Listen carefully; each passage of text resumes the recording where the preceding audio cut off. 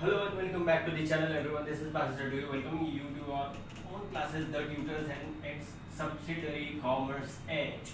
Today we are going to continue with chapter number 6 of OC and M, Social Responsibilities of Business. Topic for the day are responsibility towards government, responsibility towards general public. पिछले lecture में हम लोगों ने पढ़ा था responsibility towards consumers and responsibility towards consumer और किसी का तो पढ़ा था हम लोगों ने, ठीक है. वेट लेट मी चेक क्या क्या पढ़ा था हम लोगों ने अभी तक. रिस्पॉन्सिबिलिटी टुवर्ड्स कंज्यूमर हम लोगों ने स्टडी किया था और रिस्पॉन्सिबिलिटी टुवर्ड्स एम्प्लॉइज भी स्टडी. ओके, तुम लोग भी बोलते नहीं यार, मैं भूल गया है. कोई तो बोलना चाहिए ना, खाली सुनने के लिए बैठे तुम लोग. Okay, so today we are going to continue with responsibility towards government and responsibility towards general public. किसकी रिस्पॉन्सिबिलिटीज? बिजनेस ऑर्गेनाइजेशन की रिस्पॉन्सिबिलिटी इन दोनों चीजों पे. Okay, so let us get started and continue with the chapter. Responsibility towards government में पहला point है timely payment of taxes. Now if the business organization is doing well or not doing well, but if they are earning a rupee as well, they have to pay tax for that particular money they are earning. Certain slabs होते हैं government के tax पे करने के लिए. So if you are eligible to pay tax, if your business is earning good, if it is not earning good, but if you are eligible to pay tax, you need to pay tax on time because the tax money belongs to the country and if you are not paying that particular money, that money becomes the black money for the country. वो पैसा country के पास जाना, country के development के लिए जाना बहुत ज़्यादा ज़रूरी है. गवर्नमेंट का पैसा होता है, वो कंट्री के डेवलपमेंट का पैसा होता है. So that particular money should be paid on time. Second point we have is observing rules and regulations. Whichever the rules and regulations the government is making for the business organizations in a certain country, it is the responsibility of business organization to observe that particular rules and regulations which government makes. You know, just because कहीं ना कहीं company जो है वो limitations guidelines के under में काम करती है जो गवर्नमेंट बनाती है. And if the government is making certain rules and regulations and government is following that rules and regulations, government business organisation need to see that if government is making certain alterations in that particular rules and regulation, business organisation की responsibility बनती है कि क्या ऑल्टरेशंस किए हैं, क्या changes किए हैं, क्या नई चीज़ इंट्रोड्यूस की है, क्या पुरानी चीज़ निकाली गई है, कौन से रूल्स एंड रेगुलेशंस आज ट्रेंड में, या you can say that updated रहना. इन सिंपल वर्ड, जो भी रूल्स एंड रेगुलेशंस कंपनी के लिए बनाए जाते हैं गवर्नमेंट की तरफ से, business organization should remain updated with that particular rules and regulations and they should keep those particular things in knowledge for their betterment. Next point is we have earning foreign exchange. Let me take some energy. H2O.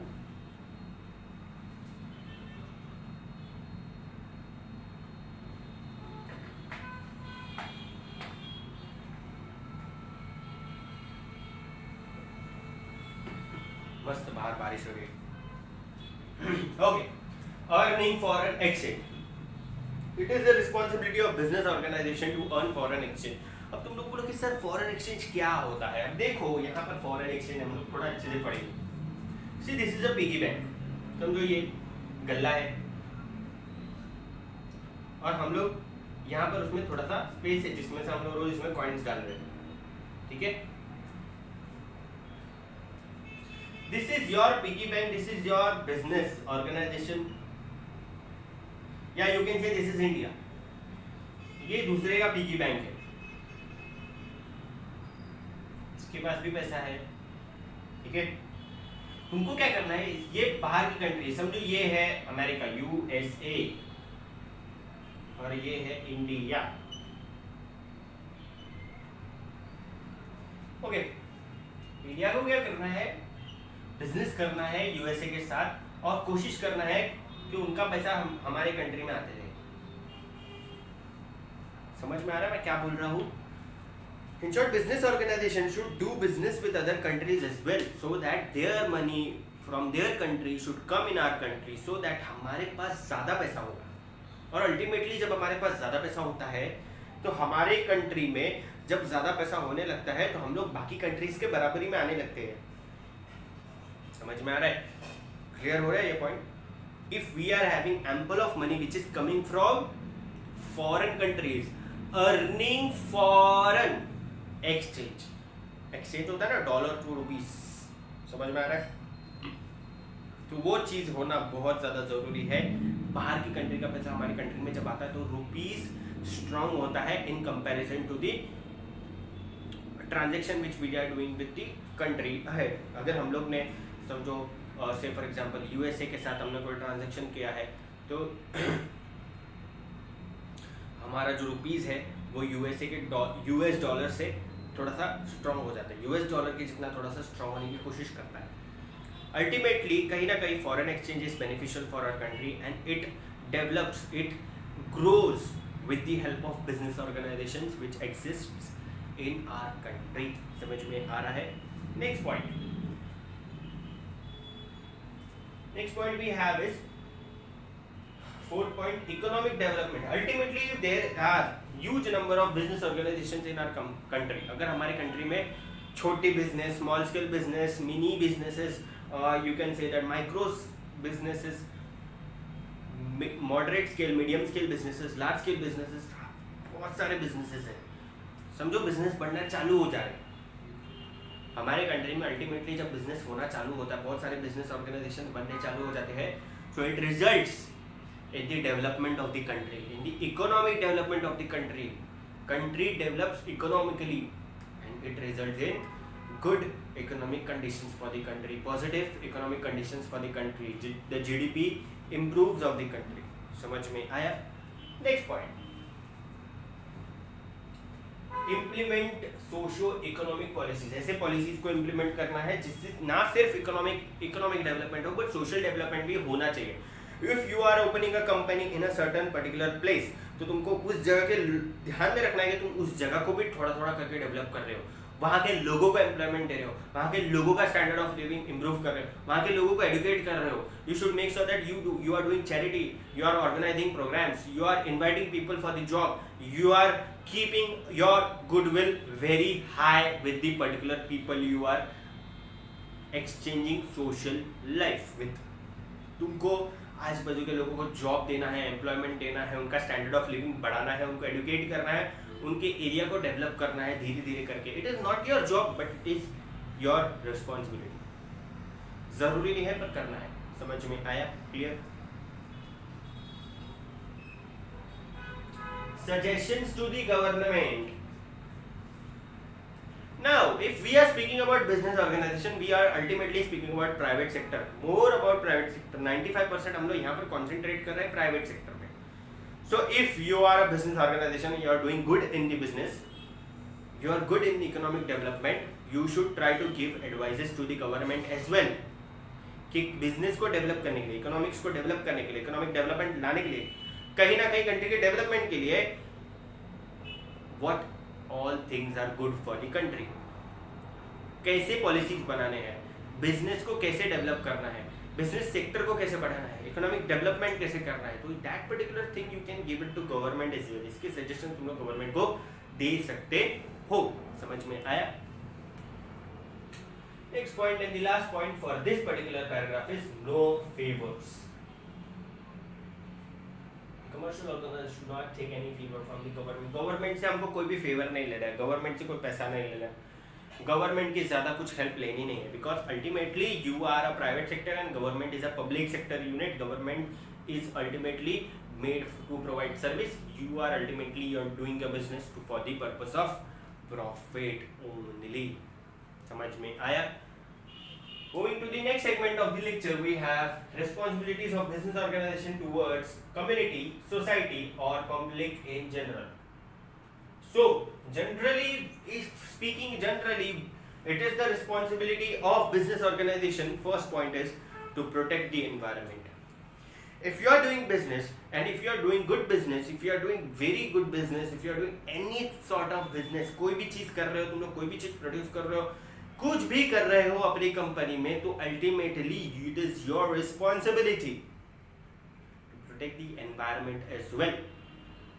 If you are not protecting the environment, you are disobeying the laws of environmental act which government have made। समझ में आ रहा है? Second point is better and maximum use of resources. कम से कम wastage करके ज्यादा से ज्यादा बेनिफिट्स लेने की कोशिश करना, that is called better and maximum use of resources. तुम लोग को रिसोर्सेज को वेस्ट नहीं करना. मैक्सिमम यूज ऑफ रिसोर्सेज मतलब ये नहीं कि बहुत सारा रिसोर्सेज यूज करना, कम से कम रिसोर्सेज में बिना वेस्ट किए ज्यादा से ज्यादा फिनिश गुड्स प्रोड्यूस करने की कोशिश करना है. That means you are ultimately saving the resources. Ultimately you are पूरा रिसोर्सेज का प्रॉपर यूज कर रहे हो, कुछ वेस्ट नहीं कर रहे हो. रिसोर्सेज को वेस्ट करना भी एक टाइप का कहीं ना कहीं डिप्लीशन है सोसाइटी का, डिप्लीशन है एनवायरनमेंट का. तुमने कोल को एक्सट्रैक्ट करने के लिए पूरा पहाड़ तोड़ दिया पर कोल को पूरा यूज नहीं किया, वेस्ट कर दिया. That is disrespect to that mountain which you have broken. समझ में आया? Clear?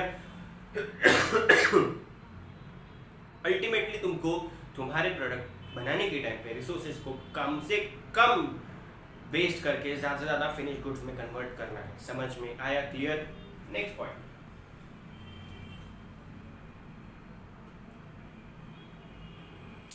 Reservation for weaker section. If reservation for weaker section मतलब क्या? अल्टीमेटली अगर तुमको दिख के आ रहा है कि तुम्हारे एरिया में जो बिजनेस तुम लोग चला रहे हो वहां पर कोई weaker section of the society है, I will not name any particular group of people, हो सकता है वो कोई भी हो. जो भी सेक्शन तुमको सोसाइटी का वीकर लग रहा है तुमको उसको पहले सर्व करना है, उसके बेटरमेंट के लिए तुमको काम करना है. And ultimately that particular section should grow with the sections which have already got developed. In simple words, you need to remove the barricades, you need to remove the differences between the weaker sections and the developed sections of the society. You need to see that all the sections of the society, whichever the part of the society was weak should grow and get developed, whichever the developed part was developed should remain developed. कुछ भी deplete नहीं करना है, सबको grow करना है, सबका standard of living बढ़ाना है, सबको डेवलप करना है. You should see that your social life, your locality, your business organization, your employees, their family, their relatives, each and every person is getting socially, economically developed, their standard of living is increasing. You should see that you are doing welfare to the society as well. समझ में आ रहा है? Okay, so next point we have is development of backward regions. Okay, पहले तो हो गई weaker section of the society की बात, लोगों की बात. अब तुमको उनके रीजन को भी डेवलप करना है. If you are opening a business organisation, अगर तुम्हारी फैक्ट्री चालू करते हो तुम लोग, और फैक्ट्री चालू करते हो तुम लोग कोई गांव में, और गांव बहुत गरीब है, तो उधर के लोगों को जॉब दो, उनको लेबर बना दो, कम से कम उनको खाना पीने के लिए पैसा देने चालू कर दो. They will develop themselves. धीरे धीरे वो अपना घर भी बना डालेंगे. घर में टीवी नहीं था टीवी आ जाएगा, फ्रिज नहीं था फ्रिज आ जाएगा. पहले चूल्हे पे बनाते थे, अब गैस पे बनाते हैं. पहले 2 वक्त का रोटी बनती थी, अब 2 वक्त की रोटी के साथ 2 वक्त का चावल भी बनने लगा है. साफ पानी आने लगा है कि नहीं? पहले रोड नहीं था, रोड बन गया. खेती पहले करते थे बुल से, अब ट्रैक्टर आ गया है. So ultimately if they are developing themselves, who is responsible for that development? You are responsible for that development. You are the business organization who is responsible for that development. तो अगर तुमने उन लोगों को develop किया तो उनके reason को भी थोड़ा थोड़ा करके डेवलप करो ना. It is not your job, again I am telling you, compulsory नहीं है, बट तुम्हारी रिस्पॉन्सिबिलिटी है कि तुमको उसको डेवलप करना बहुत ज्यादा जरूरी है. समझ में आ रहा है? Clear? You should do the welfare to the society as well. Next point, protest against anti social activities. अगर बिजनेस ऑर्गेनाइजेशन तुम लोग चला रहे हो, तुम लोग देख रहे हो कि तुम्हारे सामने कुछ गलत हो रहा है तुम्हारे बिजनेस ऑर्गेनाइजेशन के, समझो तुम्हारी कंट्री में ही गलत हो रहा है, तो you should protest and oppose to those wrong things. अगर तुम लोग अपोज करते हो तो ultimately it is the right thing which you are supporting. And if you are doing that, business organisation की गुडविल हमेशा बढ़ती ही है. If you are supporting the right particular person, your business organisation will always grow. समझ में आया? Clear? Next point,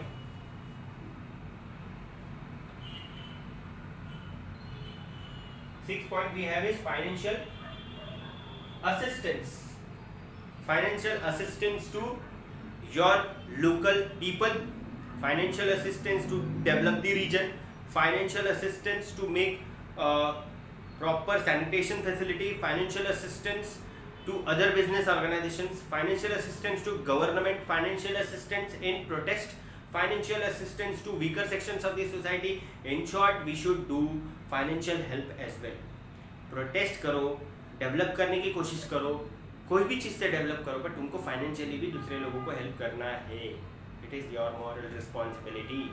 and last point for this lecture is prevent congestions. Business organisation की responsibility बनती है कि हम लोग शहर में या गांव में कहीं पर भी हम लोग फैक्ट्री बनाते हैं, we should see to it that we are trying our level best to prevent the congestion of the industries. हम लोग इंडस्ट्रीज बना कर हमारी हवा को ख़राब नहीं कर सकते हैं. we should see to it that industries है ठीक है, बट दूर दूर बनाओ, सिटीज से दूर बनाओ, ऐसी जगह पे बनाओ जहाँ पर कम लोग रहते हो, और वहाँ पर भी बनाना तो दूर दूर बनाओ, और प्रॉपर उसको ट्रीटमेंट करके वो हवा को बाहर छोड़ो, प्रॉपर ट्रीटमेंट करके गंदा पानी साफ करके तुम लोग उसको नदी में छोड़ो. तुमको नदी या किसी का भी पानी गंदा करना नहीं है. Okay, so I am winding my lecture over here. This was Basit sir to you. Thank you so much. But before that, अगर यहाँ तक देखने के बाद लेक्चर पसंद नहीं आया है तो डिसलाइक कर सकते हो, बट अगर यहाँ तक देखा है तो लाइक करना मत भूलना. ऑब्वियसली तुमको पसंद आया ही होगा, इसलिए यहाँ तक देखे हो तो लाइक करके ही जाना.